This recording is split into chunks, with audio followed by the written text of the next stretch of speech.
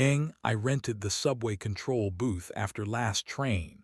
What the signals told us about ourselves. I didn't rent the booth because I have a fascination with trains. I rented it because signals are binary, green or red, stop or go, and I wanted to stand in a room where hesitation isn't allowed. The city's transit system runs on compromises and ghosts. If you've ever spent a night shoulder to shoulder with a maintenance tech swapping out a fried relay in the damp stink of underground air, people remember. I had. So when I texted Quan, the night chief, close to midnight, he called back through static that smelled of solder. "Booth 17 is dark," he said. "You've got till 4 when the inspectors roll. Don't touch the interlocks.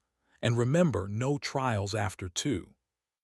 He laughed like a man who's seen more confessions under fluorescent hum than in any church.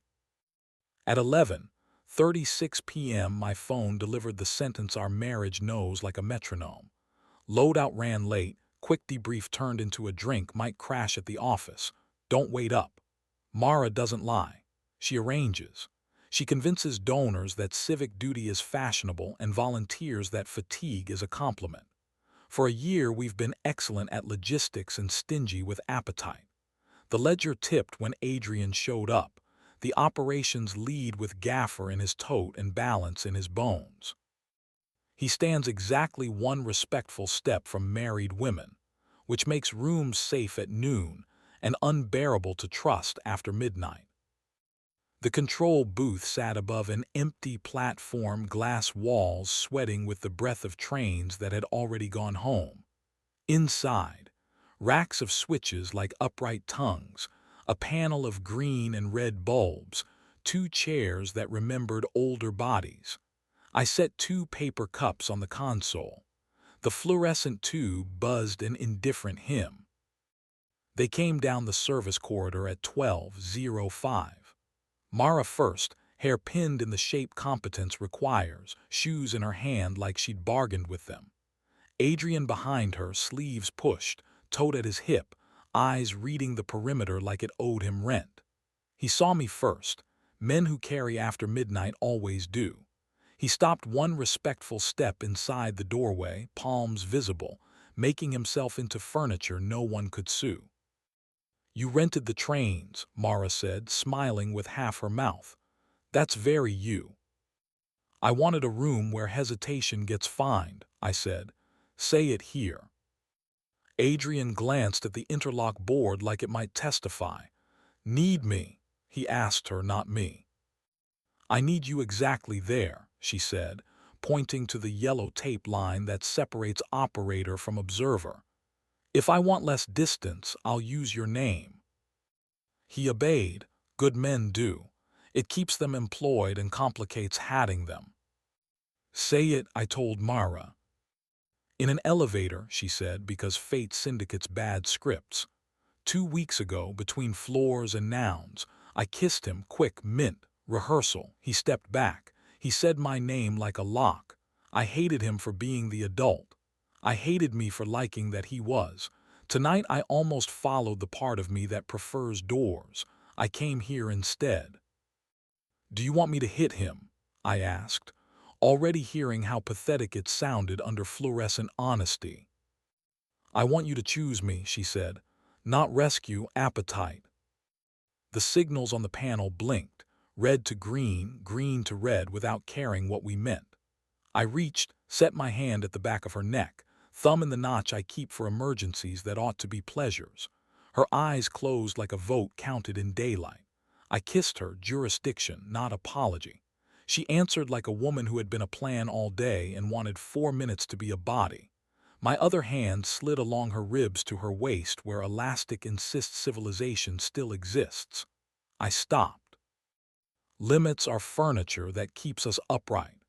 She took my lower lip between her teeth and laughed into my cheek, the laugh that made me forgive January. "Do you still want to hit him?" she asked, not looking toward Adrian. "I want to thank him for stepping back," I said, "and I want to owe him nothing else." "That's a budget," she said.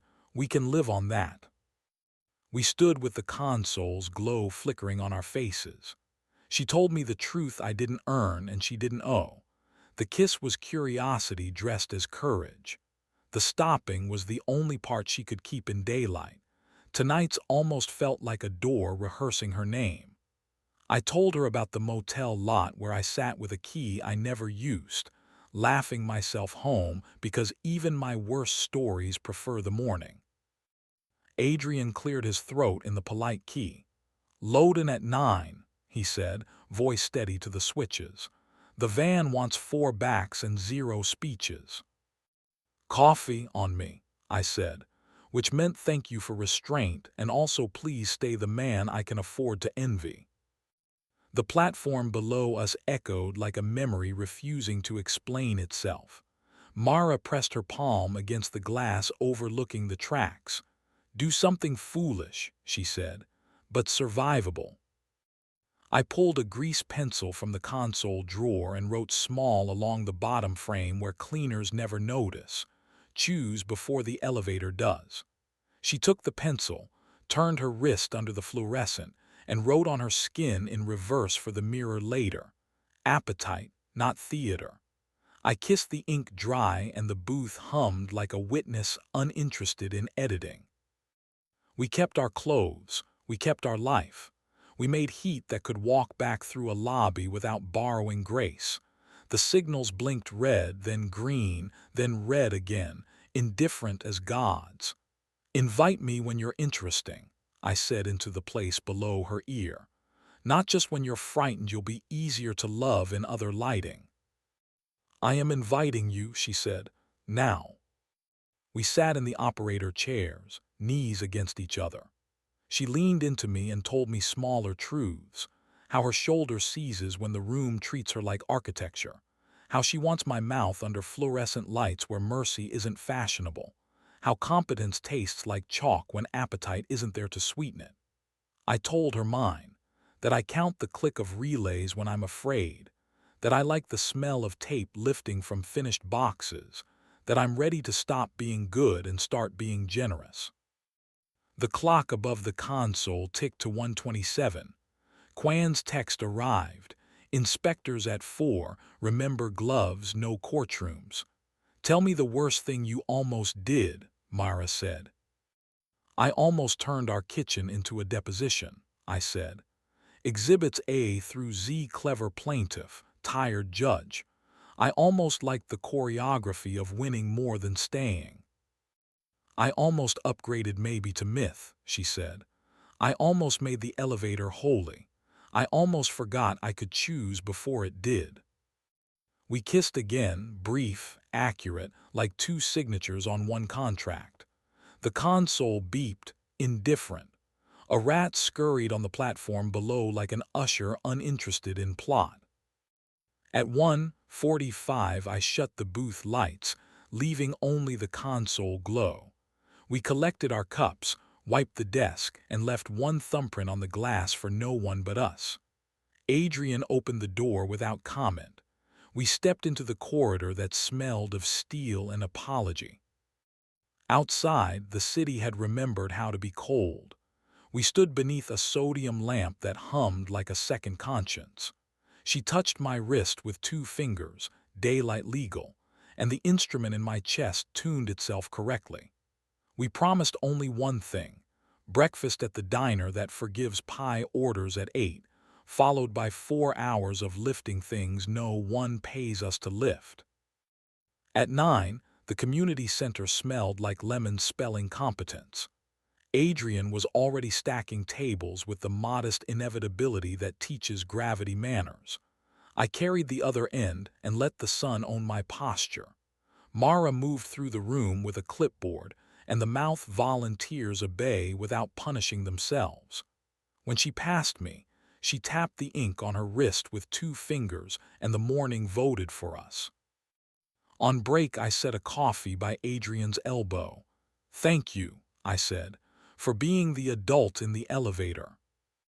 "Thank you," he said, "for renting a room where hesitation gets fined." He looked at the exit door like a man who loves leaving things unbroken. We loaded the van without speeches. Tape squealed, a list exhaled, gravity consented to another day. We didn't tell anyone about the booth. We taped a spent signal bulb to the fridge under the magnet shaped like the ridiculous boat we bought one summer we didn't ruin. Sometimes when the house auditions for courtroom, we walk down to the tracks at dawn and watch the first train crawl in, headlights searching for excuses.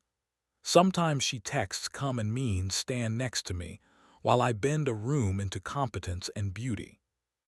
Sometimes I text come and mean watch me be a body before I become a plan. Sometimes we bring a friend who mistakes proof for love and let them hear the console tick between red and green until they remember that signals don't care, stop or go, commit or wait. We didn't stop admiring other people's competence. We did stop confusing it with permission. Heat is a temperature, not a verdict. Signals are witnesses that blink in patterns too simple to flatter. We eat before we try to win. We sleep when the clock loses its manners. We put our hands on each other in daylight like the sun still issues licenses. And when the gossiping part of the city asks if we have anything to add, we say, we rented a booth where hesitation cost extra, kissed under fluorescents that find our lies, wrote 3 small words where cleaners never wipe, choose before the elevator does, and left before 2 because that's the law now. No trials after 2.